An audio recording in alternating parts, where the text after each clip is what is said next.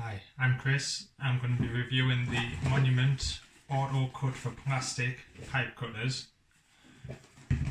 Now these come in a variety of sizes, starting with your 10, 15, 22, 28mm for your plastic push fits, and you get 1.25 inch, 1.5, 2 inch for your waste pipes. They'll do solvent, weld and push fit wastes. I've used these for a week or two now, quite like them. Tend to use the waste pipe fittings cutters more than the smaller sizes. They do a nice cut. It's just down to the fact of with the 15, 22 and 10s standard first fixing, tend to find it a bit quicker with a standard snip cut. These do a nicer cut, much straighter, but have you got the time to be looking around for the right size in your tool belt while you're doing first fixing? Now I'm going to show you a little bit of how they work. So we've got the 10mm cutter, and it's as simple as click it on, spin it round, and off it goes. Nice straight cut, no burrs on there. It's much the same with the waste pipe fittings.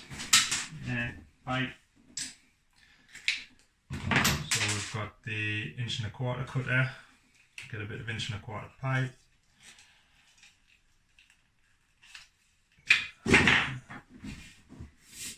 And again, it's exactly the same. Put your mark on, clip it on.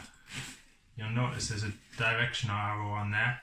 So once you squeeze it together, rotate it around the pipe, and it just comes straight off, nice and clean.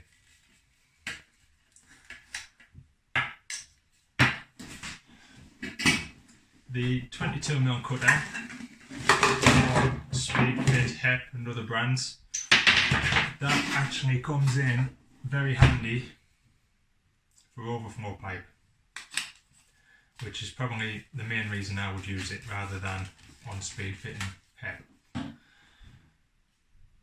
Nice perfect cut, actually very handy where you haven't got the length to get your snips in.